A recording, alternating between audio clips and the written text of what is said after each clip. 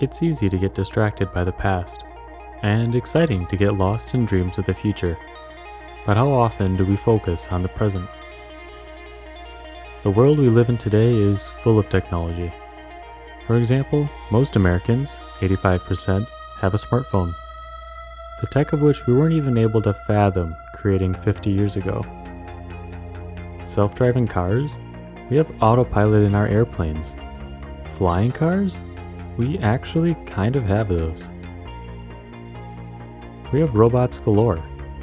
There are auto vacuum cleaners, robots that can bring you your dinner, even a robot that can beat you at ping pong. The interesting thing about technology is each technology's individual purpose and the value that it brings.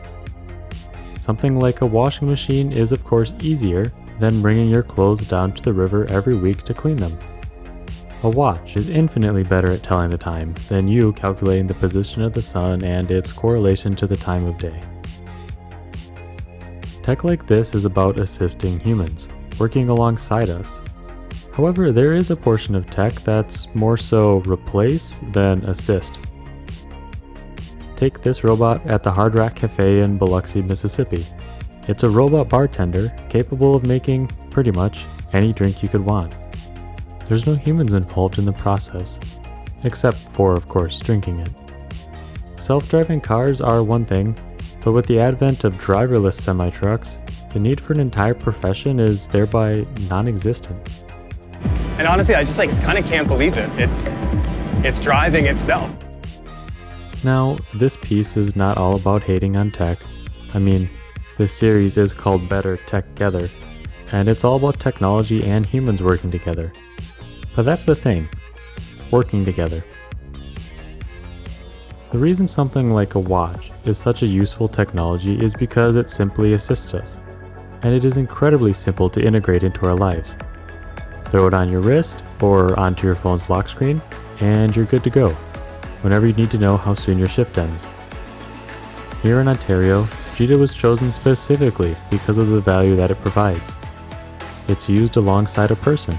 It's not difficult to use, it doesn't require an app or really any training, and it literally follows you anywhere. Gita is the kind of technology that demonstrates usefulness in how it works with people. We live in a world built by the dreamers of yesterday. Everything we use today was created by someone who tried to solve a problem yesterday. Maybe not every idea was a success, and some ideas may just have stayed as ideas, but for the cool inventions that we get to use today, we have to look to the past for things. The realization of what we have today is the realization that we are living in the future. The dreams of yesterday have become the reality of today. We have jetpacks. We have video calling.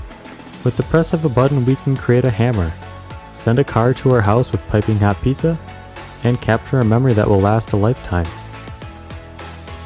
Another question that's important to ask is about the future.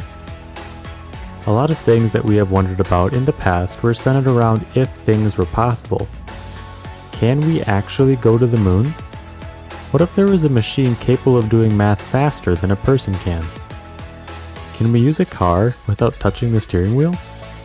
In today's world, many of us have come to the realization that we could pretty much create anything that we put our minds to. We know that we can make a computer CPU that's smaller and faster, but it will take a few years. We know that our phone cameras will probably be as good, if not better, than DSLR cameras someday. So, a question that we should be asking about the future isn't necessarily, what can we make? But why are we making it, and what problem are we solving? We can make self-driving trucks, but we haven't exactly figured out what the millions of truck drivers are going to do once their jobs are obsolete. I just watched a robot shooting three-pointers before a basketball game in Japan. On one hand, we know that it's pretty cool, but why are we making it, and what value does that bring? It's pretty clear that one day we will have robots that can mirror humans, but are we just creating tech that can do something that's innately human, like shooting a basketball? It's important to ask why about the future. It's also important to really take a look at what we have right now, today, and ponder why it came to be. The future will still have problems to be solved. There will still be breakthrough technology in 50 years that we weren't even able to imagine today.